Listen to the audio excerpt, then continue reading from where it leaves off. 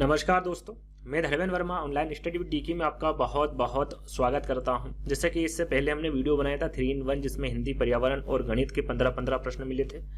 आपके कमेंट आए कि सर उसमें बाल विकास भी जोड़िए, तो यहाँ पर बाल विकास भी जोड़ दिया गया है। अब टोटल आपको यहाँ पर 60 प्रश्न मिलेंगे, है ना। पहले 45 प्रश्न मिले थे, अब यहाँ पर 60 प्रश्न मिलेंगे। तो यदि वो वीडियो आपने नहीं देखा तो उसको देख लीजिएगा। आज आपको यहाँ पर हिंदी पेडागोजी के 15 प्रश्न मिलेंगे, पर्यावरण पेडागोजी के 15, गणित पेडागोजी के और बाल विकास के 15। टोटल 60 प्रश्न मिलेंगे। ये टेस्ट है, मॉक टेस्ट है ना। यहाँ पर अपना आकलन आप कर सकते हैं कि 15 प्रश्न में आपको कितने नंबर आ सकते हो, जरूर कमेंट से में बताइएगा।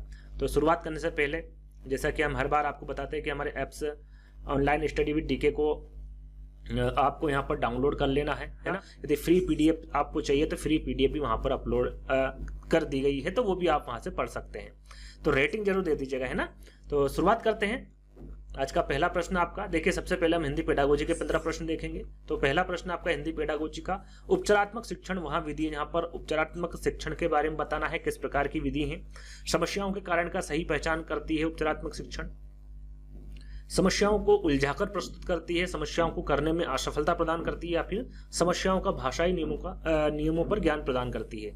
जो उपचारात्मक शिक्षण है ये क्या करती है, इसके बारे में पूछा गया है। तो जो उपचारात्मक शिक्षण है वो क्या है, समस्याओं के कारणों को पता लगाती है और उसकी पहचान करती है ना। तो पहला वाला जो विकल्प होगा वो आपका बिल्कुल सही होगा। चलिए दूसरा प्रश्न आपका, कविता पहली कक्षा की छात्रा है और वहां मुझे केला बहुत अच्छा लगता है, मैं बहुत खुश हुई आदि वाक्यों का प्रयोग करती है। देखिए यहाँ पर कौन सी कक्षा में है ये डिपेंड करता है, वो पहली कक्षा में है। लेकिन मुझे केला बहुत अच्छा लगता है, मैं बहुत खुश हुई, ऐसे जो वाक्य हैं वो सही सही प्रयोग कर रही है ना।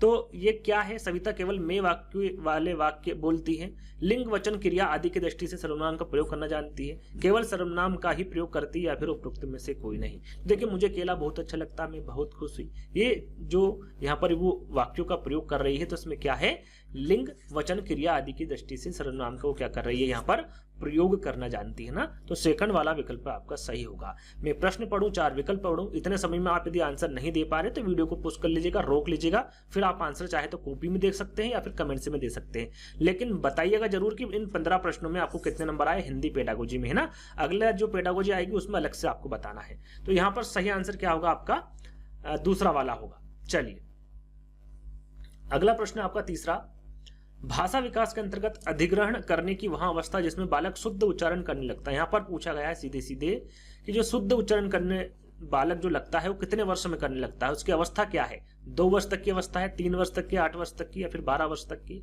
तो यहाँ पर देखिए 8 और 12 तो हो नहीं सकते, काफी बड़ा हो जाता बालक है ना, उसमें तो उच्चारण कर ही लेगा, लेकिन उससे कम वर्ष भी यहाँ पर दे रखे हैं। तो यहाँ पर करेक्ट आंसर क्या होगा आपका, 3 वर्ष है ना। 2 वर्ष में जो बच्चा है शुद्ध उच्चारण नहीं करने लगता है, लेकिन जो 3 वर्ष की उम्र हो जाती है तो उसमें क्या होता है, बच्चा शुद्ध उच्चारण करने लगता है। तो दूसरा वाला विकल्प आपका करेक्ट होगा। चलिए अगला प्रश्न आपका, कक्षा में कुछ छात्रों को पढ़ने में कठिनाई होती है क्योंकि पूर्व कक्षाओं में उनका यह कौशल पूर्ण रूप से विकसित नहीं हो पाया। यह कथन भाषा संबंधित किस कठिनाई से संबंधित है। यहाँ पर देखिए कुछ प्रश्न ऐसे होते हैं, यदि प्रश्न पढ़ेंगे तो उसी में उसका आंसर छुपा होता है ना। यहाँ पर भी आप देखेंगे ध्यान से तो क्या लिखा हुआ है, कठिनाई। पहले विकल्प देख लेते हैं, उच्चारण संबंधी, वर्तनी संबंधी, श्रवण संबंधी, या फिर पठन संबंधी है। तो उसको किसमें कठिनाई हो रही है, पढ़ने में। तो ये कौन सी समस्या होगी, पठन संबंधित, है ना। तो कभी कभी प्रश्नों में ही आंसर छुपा होता है, तो आपको इस बात का भी विशेष ध्यान रखना है। तो पठन संबंधी यहाँ पर बिल्कुल करेक्ट आंसर होगा। चलिए अगला प्रश्न है, मातृभाषा शिक्षण का उद्देश्य। यहाँ पर देखिए जो मातृभाषा है, मातृभाषा शिक्षण है, इसका उद्देश्य आपको बताना है क्या होता है। इसमें ज्ञानात्मक उद्देश्य होते हैं, कौशलात्मक उद्देश्य होते हैं, सृजनात्मक उद्देश्य होते हैं, या फिर ये सभी। तो मातृभाषा शिक्षण के उद्देश्य यहाँ पर पूछे गए हैं। तो वहां पर आप देखेंगे तो उसमें ज्ञानात्मक उद्देश्य भी होते हैं, कौशलात्मक उद्देश्य भी होते हैं, और सृजनात्मक उद्देश्य भी होते हैं। तो राइट आंसर आपका क्या होगा यहाँ पर, ये सभी होगा। चलिए अगला प्रश्न है, यदि मैं यहाँ पर जल्दी जल्दी आपको प्रश्न और उत्तर बता रहा हूं तो आप बता दीजिएगा, अगले वीडियो में थोड़ा सा धीमा कर देंगे, है ना। छठा प्रश्न वैसे नहीं होगा क्योंकि कम समय है, आपको जितना कम समय में ज्यादा प्रश्न मिले उतना अच्छा है ना, तो उसी हिसाब से मैं यहाँ पर पढ़ा रहा हूँ। छठा प्रश्न आपका, पाठ्य पुस्तक शिक्षण अभिप्रायों के लिए व्यवस्थित प्रजाति चिंतन का एक अभिलेख है। यहाँ कथन यहाँ पर जो कथन दिया गया है इसके बारे में आपको बताना है, किसके द्वारा दिया गया है, क्रो एंड क्रो का है, बेकन का है, ब्लेयर का है या फिर स्किनर का है। तो यहाँ पर जो दिया गया कथन है ये किसका है, पाठ्य पुस्तक शिक्षण अभिप्रायों के लिए व्यवस्थित प्रजातियां चिंतन का एक क्या है, अभिलेख है। ये जो कथन दिया गया है ये बेकन के द्वारा दिया गया है। किसके द्वारा, बेकन के द्वारा दिया गया कथन है। अगला प्रश्न है कक्षा 6 में पढ़ाते समय, कक्षा 4 लिखा हुआ है ना, कक्षा 4 में पढ़ाते समय अध्यापक पहले स्वयं आदर्श वाचन करता है, फिर कक्षा के छात्रों से अनुसरण करने को कहता है। यहाँ किस प्रकार का वाचन है? देखिए पहले क्या करता है, वो पहले स्वयं आदर्श वाचन कर रहा है, फिर वो अनुसरण करने के बारे में बात की जा रही है। तो ये किस प्रकार का वाचन है? क्या ये वार्तालाप है, प्रश्नोत्तर है, कहानी सुनना है या फिर सस्वर वाचन है? ये कौन सा वाचन है पूछा गया है। पहले स्वयं जो अध्यापक है, कक्षा 4 की बात की जा रही है, पढ़ाते समय पहले वो स्वयं आदर्श वाचन करता है, उसके बाद में छात्रों को वो अनुसरण करने के लिए कहता है। तो राइट आंसर आपका क्या होगा, ये कौन सा वाचन होगा, सस्वर वाचन होगा। 4th वाला विकल्प आपका करेक्ट होगा।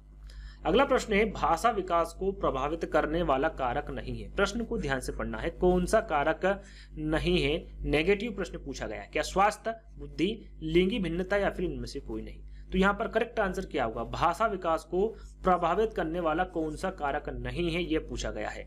तो यहाँ पर देखिए स्वास्थ्य, बुद्धि और लिंगी भिन्नता है, ये तीनों ही भाषा विकास को प्रभावित करने वाले कारक है। तो यहाँ पर सही आंसर क्या होगा, इनमें से कोई नहीं, क्योंकि कौन सा कारक नहीं है ये पूछा गया था। तो 4th वाला विकल्प आपका सही होगा। अगला प्रश्न है कविता का यथार्थ मूल्यांकन कैसे किया जाता है। जो कविता है उसका यथार्थ मूल्यांकन आप कैसे करेंगे, सरल प्रणाली द्वारा, गुप्त प्रणाली द्वारा, समीक्षा प्रणाली द्वारा या फिर छोटी प्रणाली द्वारा। कविता का यथार्थ मूल्यांकन आपको करना है तो कैसे करेंगे, तो आप उसकी समीक्षा करेंगे। क्या करेंगे, समीक्षा करेंगे। तो क्या होगा इसका, समीक्षा प्रणाली द्वारा, है ना। तो तीसरा वाला जो विकल्प होगा वो आपका करेक्ट होगा। चलिए अगला प्रश्न है प्रगति पत्र, जिसे रिपोर्ट कार्ड भी कहते हैं, है ना। इसको तैयार करने में शिक्षक को अपने प्रत्येक विद्यार्थी के बारे में यह सोचने का मौका मिलता है कि जब प्रगति पत्र बनाते हैं या फिर रिपोर्ट कार्ड बनाते हैं तो शिक्षक को प्रत्येक विद्यार्थी के बारे में क्या सोचने का मौका मिलता है, इसके बारे में आपको बताना है। उसने कोई सी गलतियां की है एवं उसके अभिभावकों को इस संबंध में कैसी शिकायत की जाए, यह सोचने का मौका मिलता है। उसने अपने साथियों से कितने कम सीखा और क्यों सीखा, उसने सत्र के दौरान क्या सीखा और किस क्षेत्र में उससे ज्यादा मेहनत करने की जरूरत है, या फिर उसने सत्र के दौरान जो सीखा है वहां अन्य छात्रों से कितना कम है। यहाँ पर आपको जो सही लगे, है ना, जो सबसे ज्यादा बच्चों के लिए लाभदायक है उसी विकल्प को चुनना है। तो 10वें का आंसर क्या होगा, उसने सत्र के दौरान क्या सीखा। जो बच्चा जो सत्र के दौरान सीखता है उसके बारे में आपको सोचना है, साथ में किस क्षेत्र में उसको ज्यादा मेहनत करने की जरूरत है इस बात के बारे में आपको सोचना है। तो तीसरा वाला विकल्प आपका करेक्ट होगा। चलिए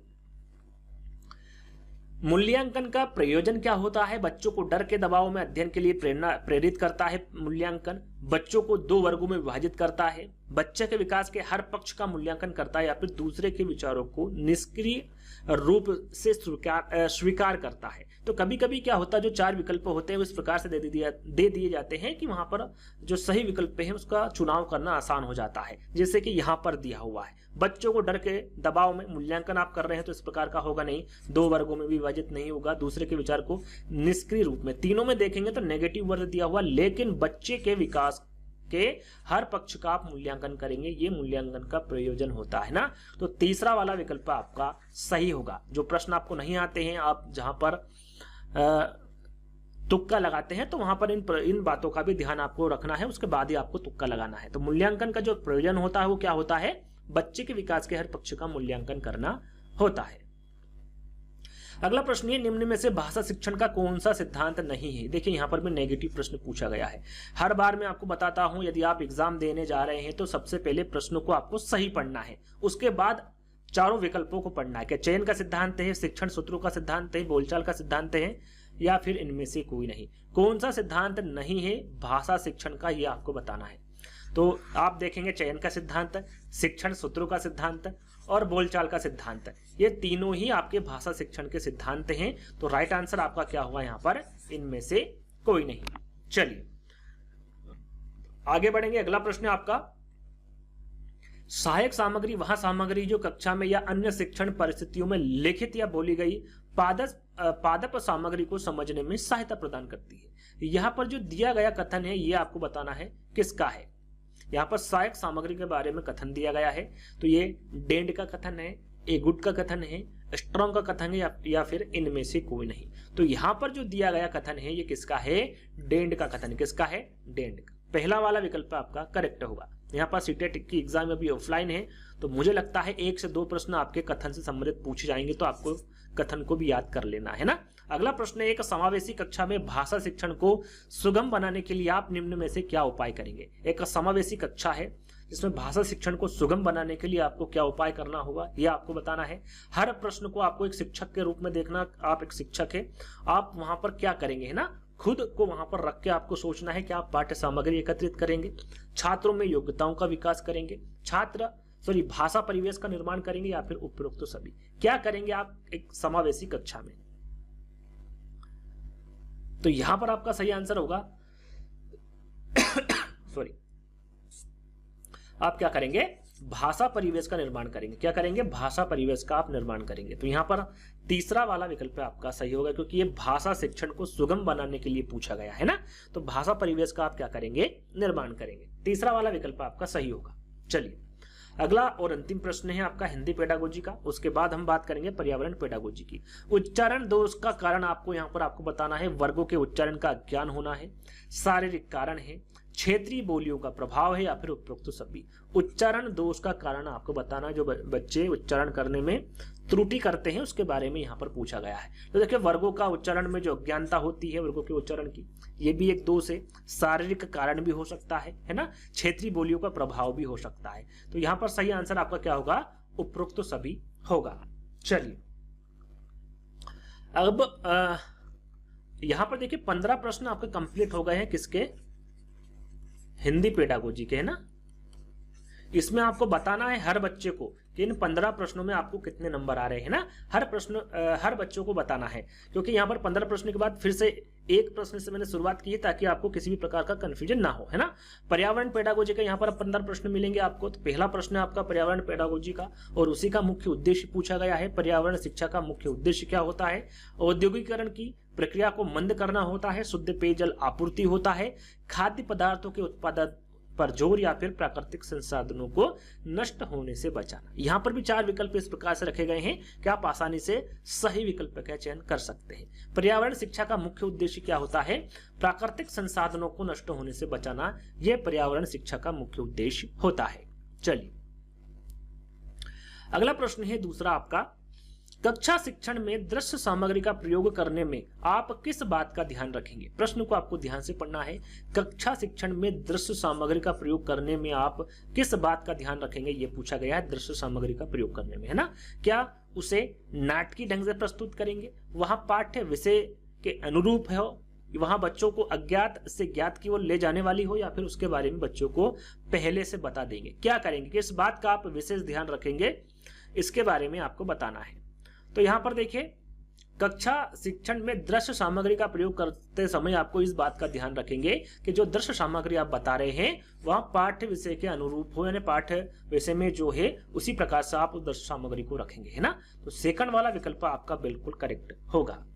चलिए तीसरा प्रश्न है, प्राथमिक स्तर पर शिक्षण के लिए टेलीविजन का उपयोगी स्थान है। यहाँ पर देखिए टेलीविजन का उपयोगी स्थान क्या है, प्राथमिक स्तर के शिक्षण के लिए आपको बताना है। अच्छे शिक्षकों की कमी, टेलीविजन पर पाठ्य वस्तु को पूरे विस्तार के साथ प्रस्तुत किया जा सके, इससे कक्षा में अनुशासनहीनता पैदा नहीं होगी, या फिर टेलीविजन पर जो कुछ देखा जाता है वह हमेशा के लिए याद हो जाता है। यहाँ पर प्राथमिक स्तर पर शिक्षण के लिए टेलीविजन का उपयोग का क्या स्थान है, इसके बारे में आपको बताना है। तो सही आंसर आपका क्या होगा, टेलीविजन पर पाठ्य वस्तु को पूरे विस्तार के साथ प्रस्तुत किया जा सके ना, पूरे विस्तार के साथ, ये स्थान होता है प्राथमिक स्तर पर शिक्षण का, टेलीविजन का, है ना। तो सेकंड वाला विकल्प आपका सही होगा। अगला प्रश्न है, शिक्षा के क्षेत्र में उस समस्या को क्या कहते हैं जिसके कारण कोई छात्र किसी स्तर पर शिक्षा पूरी किए बिना ही अपना अध्ययन कार्य छोड़ देता है, उस समस्या को क्या कहते हैं। अवरोध की समस्या उसे अवरोध है ना, अपव्यय की समस्या, शिक्षा की निरर्थकता, या फिर गंभीर समस्या। कौन सी समस्या है यह आपको इन चारों विकल्पों के माध्यम से बताना है। तो वो होती है आपकी अपव्यय की समस्या। कौन सी समस्या होती है? अपव्यय की समस्या होती है। सेकंड वाला विकल्प आपका सही होगा। अगला प्रश्न है, खेल एक ऐसी प्रक्रिया है जिसका उपयोग किया जाता है, बालकों को पढ़ाने में किया जाता है खेल का प्रयोग, बालकों को खिलौने में किया जाता है, बालकों को सिखाने में, या फिर बालकों का ध्यान भटकाने में। खेल किस प्रकार की प्रक्रिया है ना, इसका उपयोग किस प्रकार किया जाता है ये आपको बताना है। तो ये किया जाता है सिखाने में, है ना। क्या किया जाता है? खेल को सिखाने में। तो बालकों को सिखाने में खेल का प्रयोग किया जाता है। तीसरा वाला विकल्प आपका करेक्ट होगा। अगला प्रश्न है, निबंधात्मक परीक्षण के संबंध में निम्न में से कौन सा कथन असत्य है? देखिए यहाँ पर असत्य नेगेटिव प्रश्न पूछा गया है ना। निबंधात्मक परीक्षण के संबंध में आपको बताना है। शिक्षार्थियों को यहाँ स्पष्ट होता है कि प्रश्न में क्या पूछा गया है। तो नेगेटिव प्रश्न पूछा गया है, तो ये इसके बारे में आपको ध्यान रखना है ना। इस परीक्षणों के माध्यम से शिक्षार्थियों की संगठनात्मक क्षमता तथा तार्किक विवरण शक्ति का मूल्यांकन किया जाता है। छात्र पूरे पाठ्यक्रम से कुछ अंदाजा लगाए जाने वाले प्रश्नों की तैयारी करके परीक्षा दे देते हैं। शिक्षार्थी की कल्पना शक्ति की जांच की जा सकती है। तो यहाँ पर नेगेटिव प्रश्न पूछा गया है। तो जो निबंधात्मक परीक्षण होता है उसमें संगठनात्मक क्षमता और तार्किक विवरण शक्ति का मूल्यांकन नहीं किया जाता, लेकिन इसमें क्या लिखा हुआ है? किया जाता है। तो यहाँ पर कौन सा सत्य कथन होगा? आपका सेकंड वाला जो विकल्प होगा वो असत्य होगा, है ना। तो दूसरा वाला आपका क्या रहेगा? यहाँ पर सत्य कथन होगा। चलिए अगला प्रश्न है, एक शिक्षक पाठ को पढ़ाने के बाद अपने छात्र को गृह कार्य देता है, क्यों देता है? एक शिक्षक जब पाठ को पढ़ा देता है उसके बाद आपने देखा होगा और आपने किया भी होगा, गृह कार्य देते हैं। तो क्यों देते हैं? गृह कार्य देने से छात्र पढ़ेंगे इसलिए देते हैं। गृह कार्य से छात्रों की प्रगति की जांच की जा सकेगी, छात्रों को व्यस्त रखना आवश्यक है, या फिर गृह कार्य करने से छात्रों के स्वाध्याय की आदत का विकास हो जाएगा। क्या होगा यदि एक शिक्षक पाठ पढ़ाने के बाद गृह कार्य देता है तो, है ना। तो इसका सही आंसर होगा, गृह कार्य करने से छात्रों के स्वाध्याय की आदत क्या होगा? विकास हो सकेगा, है ना। तो फोर्थ वाला विकल्प आपका सही होगा। अगला प्रश्न है, कक्षा शिक्षण में पाठ्य पुस्तक की क्या आवश्यकता है? कक्षा शिक्षण में पाठ्य पुस्तक की आवश्यकता आपको बताना है। सीखने के लिए पाठ्यक्रम पर आधारित व्यवस्थित विषय वस्तु है, वहां सामग्री जिस पर अध्यापकों का शिक्षण आधारित है, ऐसी सामग्री जिस पर अध्यापकों का शिक्षण आधारित है, या फिर अध्यापकों को पढ़ने और संदर्भ की सामग्री। यहाँ पर पाठ्य पुस्तक की क्या आवश्यकता है कक्षा शिक्षण में, इसके बारे में आपको बताना है। तो सही आंसर क्या होगा? सीखने के लिए पाठ्यक्रम पर आधारित क्या है? ये व्यवस्थित विषय वस्तु है ना। तो पहला वाला विकल्प आपका सही होगा। अगला प्रश्न है, किसी विधा के अंतर्गत शिक्षार्थी को कक्षा में साधन सुविधा पुस्तकें लेखन सामग्री की व्यवस्था उपलब्ध कराई जाती है। क्या पर्यवेक्षित अध्ययन है, वो भ्रमण है, सामाजिकृत अभिव्यक्ति, या फिर संग्रहालय? किसी विधा के अंतर्गत शिक्षार्थियों को कक्षा में साधन सुविधाएं उपलब्ध की जाती है ना, पुस्तकें लेखन सामग्री, ये व्यवस्था उपलब्ध कराई जाती है। तो किस विधा के अंतर्गत की जाती है इसके बारे में आपको बताना है। तो आपका सही आंसर होगा ये पर्यवेक्षित अध्ययन, है ना। पर्यवेक्षित अध्ययन विधा के अंतर्गत शिक्षार्थियों को कक्षा में साधन सुविधाएं, पुस्तकें, लेखन सामग्री आदि की जो व्यवस्था है उपलब्ध कराई जाती है। तो पहला वाला विकल्प आपका सही होगा। अगला प्रश्न है, पर्यावरण अध्ययन के शिक्षक के रूप में आप शिक्षार्थियों को किसी राष्ट्रीय उद्यान ले जाने की योजना बनाते हैं। आप शिक्षार्थी को निम्नलिखित में से कौन सी गतिविधि करने की अनुमति नहीं देंगे? यहाँ पर देखिए वो कौन सी गतिविधि है जिसकी अनुमति आप नहीं दे सकते राष्ट्रीय उद्यान में, है ना। इसके बारे में आपको बताना है कि राष्ट्रीय उद्यान के जानवरों के लिए बहुत सारी खाने की सामग्री ले जाना, राष्ट्रीय उद्यान के विभिन्न जानवर कौन सा भोजन खाते यहाँ पता लगाना, राष्ट्रीय उद्यान में जिन जानवरों को वे देखते हैं उनकी फोटो एकत्रित करना, या फिर राष्ट्रीय उद्यान में उन्होंने जो देखा उसका चित्र बनाने के लिए उनकी ड्राइंग की कॉपी को साथ में ले जाना। किसकी अनुमति नहीं देंगे? आप पर्यावरण अध्ययन के एक शिक्षक है, जो बच्चों को आप राष्ट्रीय उद्यान में ले जाते हैं, तो उसमें किस गतिविधि, कौन सी गतिविधि करने की आप अनुमति उन्हें नहीं देंगे बच्चों को? तो राइट आंसर आपका होगा उन्हें खाने की सामग्री नहीं ले जाने देंगे, है ना। आपने देखा होगा कोई से भी राष्ट्रीय उद्यान है वहां पर खाने की सामग्री ले जाना अलाउ नहीं होता है। तो राष्ट्रीय उद्यान के जानवरों के लिए बहुत सारी खाने की सामग्री ले जाना, है ना। तो पहला वाला विकल्प आपका क्या होगा? सही होगा। अगला प्रश्न है, निम्नलिखित में से कौन सा क्रियाकलाप शिक्षार्थियों के लिए पर्यावरण अध्ययन के शिक्षण हेतु उपयुक्त नहीं है? यहाँ पर देखिए नेगेटिव प्रश्न पूछा गया है, कौन सा क्रियाकलाप है जो शिक्षार्थियों के लिए पर्यावरण अध्ययन के शिक्षण हेतु उपयुक्त नहीं है? यहाँ पर पहला विकल्प है आपका शिक्षार्थियों द्वारा विद्यालय के पर्यावरण के घटकों का विद्यालय में पड़ने वाले प्रभाव के विषय में एक रिपोर्ट तैयार करना, बिल्कुल आप रिपोर्ट तैयार कर सकते हैं। घरों में पाए जाने वाले जीवों के विषय में जानकारी इकट्ठा करना आप बिल्कुल कर सकते हैं पर्यावरण अध्ययन में, है ना। ग्राम या आसपास में स्थित नर्सरी में पाए जाने वाले पौधों का अवलोकन भी आप कर सकते हैं। घरों में पाए जाने वाले कीटों को पकड़कर मार डालना, है ना। ये तो वैसा ही आप समझ जाएंगे विकल्प कौन सा सही है। तो फोर्थ वाला विकल्प जो होगा आपका बिल्कुल करेक्ट होगा, ऐसा हमें नहीं करना है ना। तो फोर्थ वाला विकल्प आपका सही होगा।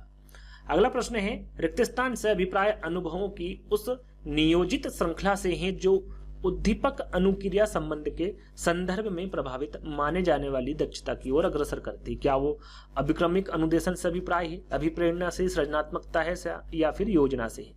किससे है, किससे अभिप्राय है? तो राइट आंसर क्या होगा आपका अभिक्रमिक अनुदेशन, है ना। अभिक्रमिक अनुदेशन से अभिप्राय अनुभवों की उस नियोजित श्रृंखला से होता है जो उद्दीपक अनुक्रिया संबंध के संदर्भ में प्रभावशाली माने जाने वाली दक्षता की ओर अग्रसर करती है। पहला वाला विकल्प आपका सही होगा।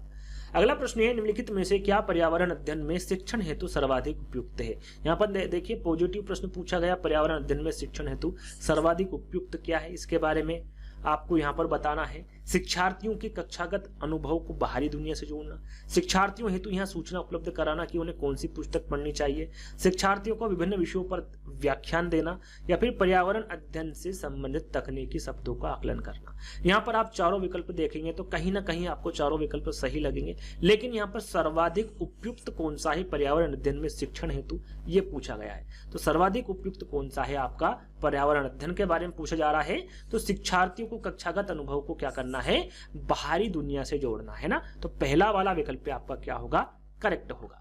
अगला प्रश्न है, प्रश्नोत्तरी विधि यहाँ विचारनी है कि क्या है। प्रश्नोत्तर विधि के बारे में पूछा गया है। पाठ्य पुस्तक के शब्दों एवं वाक्यों का प्रयोग किया जाए तो प्रश्नोत्तर विधि में ऐसा नहीं होता है। बालकों को प्रश्न के उत्तर देने के लिए तैयार होने को कहा जाए तो ऐसा भी नहीं होता है। क्या होता है, छात्रों को प्रश्न के उत्तर स्वयं सोचकर देने को कहा जाए। स्वयं सोचना, है ना। ये प्रश्नोत्तर विधि याद रखेगा, छात्रों को प्रश्न के उत्तर स्वयं सोचकर देने को कहा जाए। यहाँ पर जो तीसरा वाला विकल्प होगा वो करेक्ट होगा, फोर्थ वाला भी आपका गलत होगा। अगला प्रश्न है और अंतिम प्रश्न है पर्यावरण पेडागोजी का। तो यहाँ पर प्रश्न में दिया हुआ है,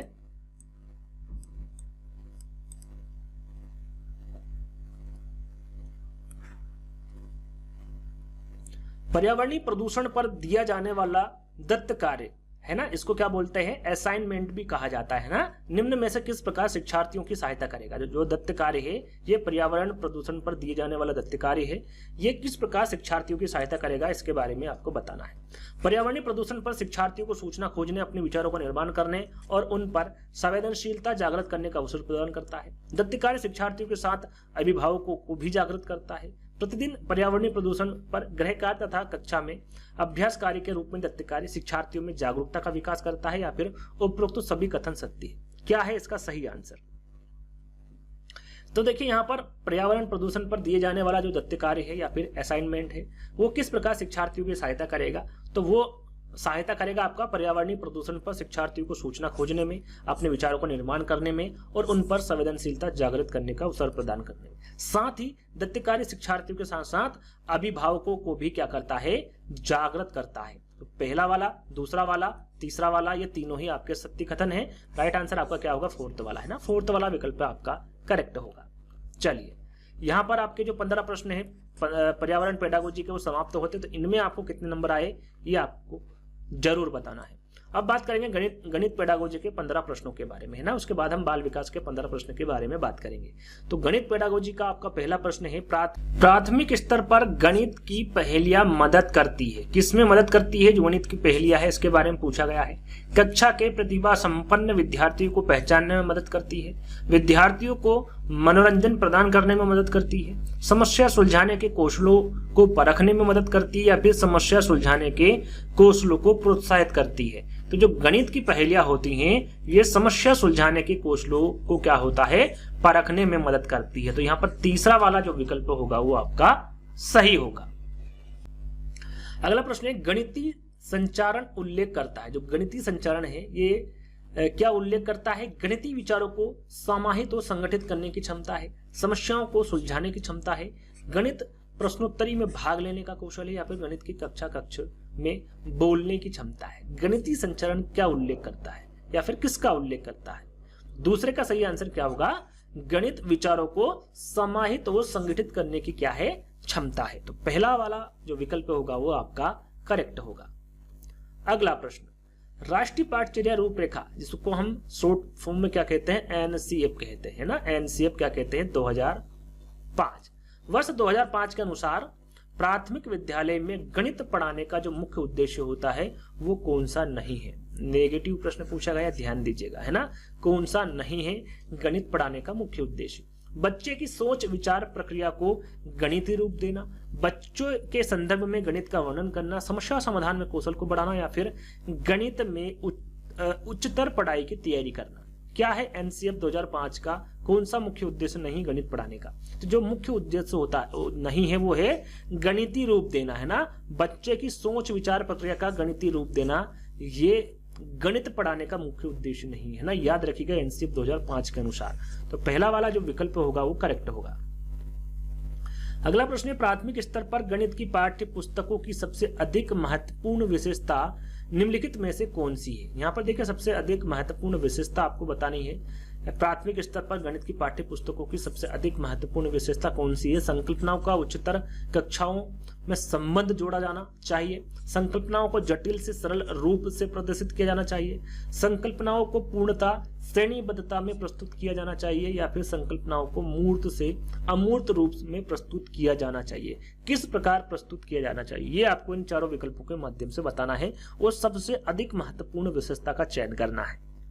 तो यहां पर सही आंसर क्या होगा? मूर्त से अमूर्त रूप में, है ना। संकल्पनाओं को मूर्त से अमूर्त रूप में क्या करना चाहिए? प्रस्तुत किया जाना चाहिए। फोर्थ वाला जो विकल्प होगा वो आपका करेक्ट होगा। अगला प्रश्न, पांचवा प्रश्न है, यदि आपकी नियुक्ति किसी कक्षा 5 तक के स्कूल में हो जाती है तो आप गणित के अध्यापक हैं, पहले दिन कक्षा में जाते हैं, तो आपका प्रथम कार्य क्या होगा? आपकी कक्षा 5 में नियुक्ति हो गई है ना। आप गणित के अध्यापक है और आपका पहला दिन है। तो जब आप कक्षा में जाएंगे तो आपका प्रथम कार्य क्या होगा? इसके बारे में आपको बताना है। बच्चों के विषय में नाम आदि की जानकारी लेना हो सकता है, उनके ज्ञान और भावना के विषय में पता लगाना ये भी हो सकता है, अपने विषय में अपनी योग्यता बताना, या फिर उपरोक्त सभी। तो यहाँ पर उपरोक्त सभी बिल्कुल करेक्ट आंसर होगा। प्रथम कार्य आपका यह होगा कि बच्चों के विषय में नाम आदि की जानकारी आप ले सकते हैं, अपने उनके ज्ञान और भावना के विषय में आप पता लगा सकते हैं और अपने विषय में अपनी योग्यता बता सकते हैं। तो तीनों विकल्प आपके करेक्ट होंगे। इसका मतलब है कि फोर्थ तो आपका राइट आंसर होगा। चलिए अगला प्रश्न है, गणित शिक्षण के दौरान बच्चों में त्रुटियों का विश्लेषण करने हेतु एक शिक्षक के लिए क्या आवश्यक है? गणित शिक्षण के दौरान जो बच्चे त्रुटियां करते हैं उसका विश्लेषण करने हेतु एक शिक्षक के लिए आवश्यक कार्य आपको बताना है क्या है? बच्चों को गणित विषय के प्रति जागरूक करना, बच्चों को गणितीय चिन्हों का सही प्रयोग करने के लिए समझाना, बच्चों में समस्या का विश्लेषण तथा संश्लेषण करने की योग्यता का विकास करना, या फिर उपरोक्त सभी। तो यहाँ पर देखिए त्रुटियों का विश्लेषण करने हेतु तो एक शिक्षक के लिए जो आवश्यक है और बच्चों को गणित विषय के प्रति जागरूक करना भी है, साथ में बच्चों को गणितीय चिन्हों का सही प्रयोग करने के लिए समझाना भी है, और बच्चों में समस्या का विश्लेषण तथा संश्लेषण करने की योग्यता का विकास करना भी है, यानी कि उपरोक्त सभी यहाँ पर आपका राइट आंसर होगा। अगला प्रश्न है, गणित विषय में छात्रों की रुचि पैदा करने के लिए प्रभावी तरीका आपको बताना है क्या है? प्रभावी तरीका गणित विषय में छात्रों की रुचि पैदा करने के लिए कमजोर छात्रों हेतु अतिरिक्त कक्षाओं की व्यवस्था करना, समय विभाग चक्र में गणित विषय को अधिक कालांश देना, विद्यालय में गणित की पुस्तकें खरीद कर लाना, या फिर खेल विधि में शिक्षण करवाना। देखिए सबसे प्रभावी तरीका आपको बताना है क्या है? तो यहाँ पर सबसे प्रभावी तरीका होता है गणित विषय में छात्रों की रुचि पैदा करने के लिए खेल विधि से शिक्षण करवाना। क्या? खेल विधि से शिक्षण करवाना। फोर्थ वाला विकल्प आपका सही होगा। अगला प्रश्न है, मूल्यांकन एक ऐसी प्रक्रिया है जो हमें यह बताती है कि सही ढंग से किसी वस्तु का मापन किया जा सकता है। यहाँ कथन किसका है? यहाँ पर मूल्यांकन पर एक कथन दिया गया है, किसके द्वारा दिया गया है? गुड्स का है, क्विलेन का है, हन्ना का है, या फिर डांडेकर का है? तो ये जो कथन है ये किसका है? तो यहाँ पर सही आंसर होगा ये गुड्स के द्वारा दिया गया है कि मूल्यांकन एक ऐसी प्रक्रिया है जो हमें यहाँ बताती है कि सही ढंग से किसी वस्तु का मापन किया जा सकता है। तो यहाँ कथन गुड्स के द्वारा दिया गया है। तो पहला वाला विकल्प आपका सही होगा। अगला प्रश्न है,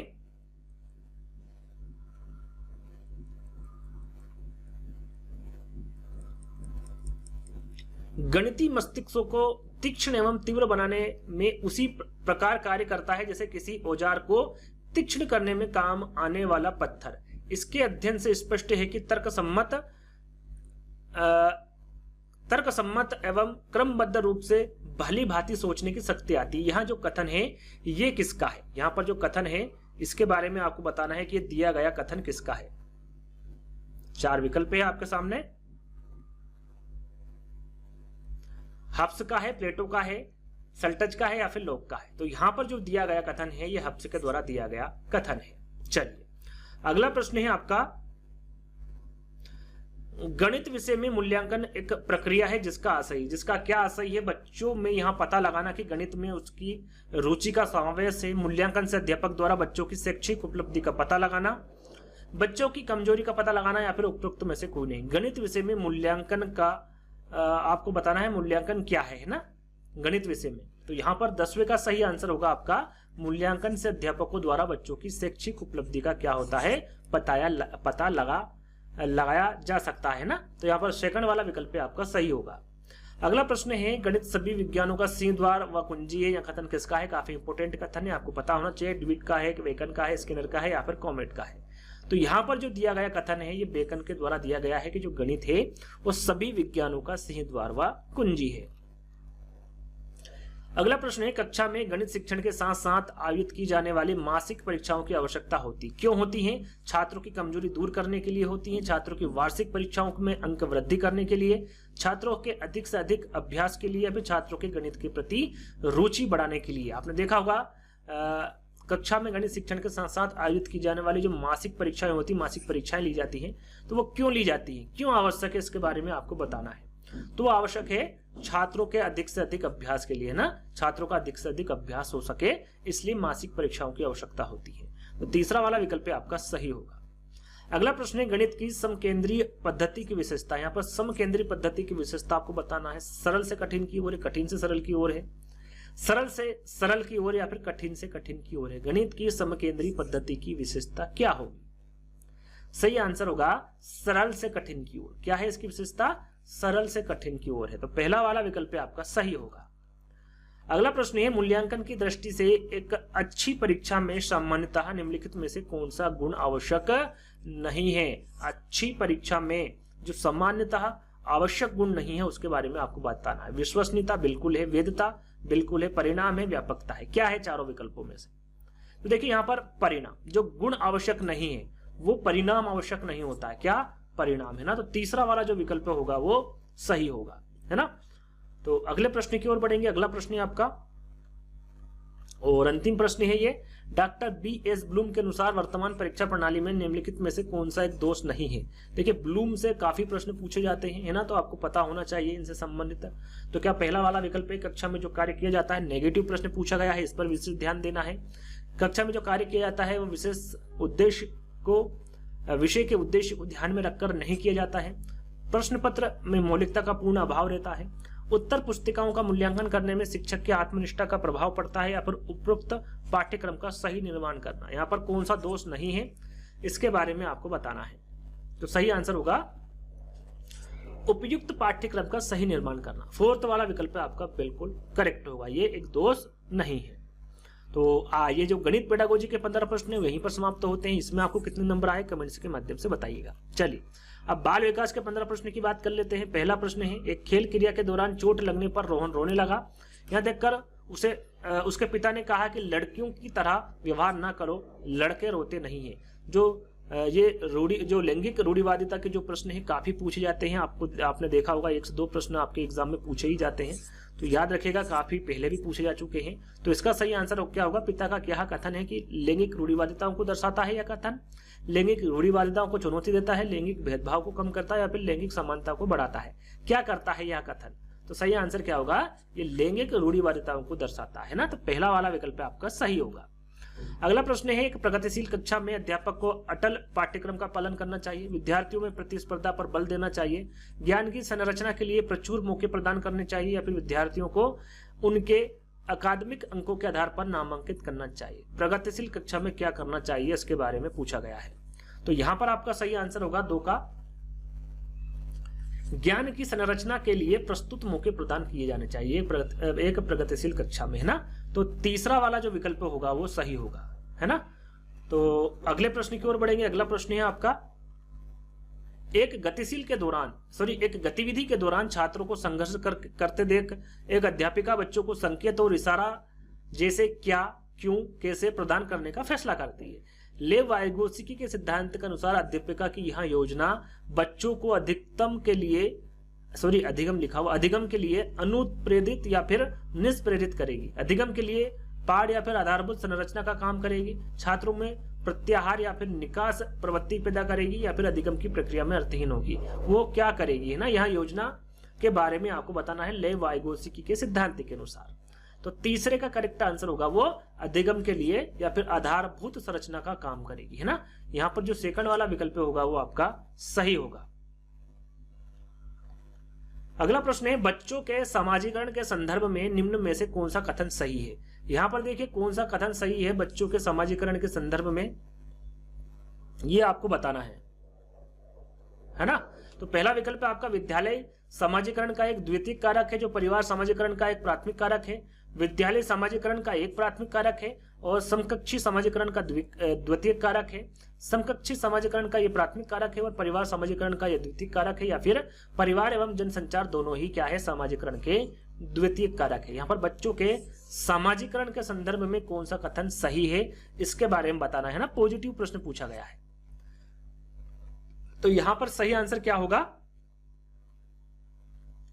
पहला वाला। विद्यालय समाजीकरण का एक क्या है, द्वितीयक कारक है और परिवार समाजीकरण का क्या है, एक प्राथमिक कारक है। तो पहला वाला विकल्प आपका क्या होगा, सही होगा। विद्यालय क्या है, एक द्वितीयक कारक है और समाजीकरण क्या है, परिवार का एक प्राथमिक कारक है ना। तो पहला वाला विकल्प आपका करेक्ट होगा। अगला प्रश्न है, बहुबुद्धि का सिद्धांत जोर देता है, किस पर जोर देता है। बुद्धि लब्धि केवल वस्तुनिष्ठ परीक्षाओं के द्वारा ही मापी जा सकती है। एक आयाम में बुद्धिमत्ता अन्य सभी आयामों में बुद्धिमत्ता निर्धारित करती है। बुद्धिमत्ता की विभिन्न दशाएं हैं या फिर बुद्धिमत्ता में कोई व्यक्तिगत विभिन्नताएं नहीं होती है। बहुबुद्धि का सिद्धांत ही किस पर जोर देता है, ये पूछा गया है ना। और आपको एक क्यूज के तौर पर आपको ये प्रश्न दिया जा रहा है कि जो बहुबुद्धि का सिद्धांत है ये किसके द्वारा दिया गया है, किसके द्वारा दिया गया है ना। तो ये आपको कमेंट्स के माध्यम से बताना है। पांचवे का जो सही आंसर होगा वो होगा कि ये एक आयाम में बुद्धिमत्ता एवं सभी आयामों में बुद्धिमत्ता निर्धारित करती है ना। सेकंड वाला विकल्प आपका सही होगा। निम्नलिखित में से कौन सा वाइगोत्स्की के सामाजिक सांस्कृतिक सिद्धांत पर आधारित है। देखिए ये आपको पता होना चाहिए कि वाइगोत्स्की ने कौन सा सिद्धांत दिया है, तो वो दिया है सामाजिक सांस्कृतिक सिद्धांत। अब ये किस पर आधारित है, सक्रिय अनुकूलन पर आधारित है, पारंपरिक शिक्षण पर, संस्कृति निरपेक्ष संज्ञानात्मक विकास पर, या फिर अंतर्दृष्टिपूर्ण अधिगम पर। तो जो वाइगोत्स्की का सामाजिक सांस्कृतिक सिद्धांत है वो पारंपरिक शिक्षण पर आधारित है। किस पर है, पारंपरिक शिक्षण पर आधारित है। तो यहाँ पर सेकंड वाला विकल्प आपका बिल्कुल करेक्ट होगा। अगला प्रश्न, एक शिक्षिका अपनी कक्षा में कहती है, एक शिक्षिका अपनी कक्षा में कहती है कि सभी प्रकार के प्रदत्त कार्य का निर्माण इस प्रकार किया गया है कि प्रत्येक विद्यार्थी अधिक प्रभावशाली ढंग से सीख सके, अतः सभी विद्यार्थी बिना किसी अन्य की सहायता से अपना कार्य पूर्ण करें। यहाँ कोहलबर्ग के किस नैतिक विकास के चरण की ओर संकेत करता है। कौन सा चरण है भाई, फोर्थ चरण है, फिफ्थ है, फर्स्ट है या फिर सेकंड है। यानी कि औपचारिक चरण कानून और व्यवस्था है, औपचारिक चरण सामाजिक संविदा है, औपचारिक चरण दंड परिवर्जन है, या फिर औपचारिक चरण व्यक्तिक और विनिमय है। तो यहाँ पर देखिए प्रभावी ढंग से सीख सके जो प्रत्येक विद्यार्थी है और साथ में सभी विद्यार्थी बिना किसी अन्य की सहायता से अपना कार्य पूर्ण कर सके। तो ये जो कोहलबर्ग का जो नैतिक विकास का चरण है वो किस चरण की ओर संकेत करता है, तो ये करता है आपका चरण फोर्थ, है ना। चरण फोर्थ की ओर यानी कानून और व्यवस्था की ओर संकेत करता है। प्रथम जो विकल्प होगा वो आपका सही होगा। 14 वर्षीय देविका अपने आप में पृथक स्वनियंत्रित व्यक्ति की भावना को विकसित करने का प्रयास कर रही है। क्या कर रही है, वो स्वनियंत्रित व्यक्ति की भावना को विकसित करने का प्रयास कर रही है 14 वर्षीय देविका। तो यहाँ विकसित कर रही, क्या विकसित कर रही है, नियमों के प्रति घृणा विकसित कर रही है, स्वायत्तता विकसित कर रही है, किशोरावस्थात्मक अक्खड़पन विकसित कर रही है या फिर परिपक्वता विकसित कर रही है। तो देखिए पृथक स्वनियंत्रित व्यक्ति की भावना यानी कि स्वयं अपने निर्णय लेने की भावना विकसित कर रही है। तो वो क्या कर रही है, स्वायत्तता कर रही है ना। क्या विकसित कर रही है, स्वायत्तता विकसित कर रही है। तो सेकंड वाला विकल्प आपका सही होगा। अगला प्रश्न है, प्रगतिशील शिक्षा के संदर्भ में निम्नलिखित में से कौन सा कथन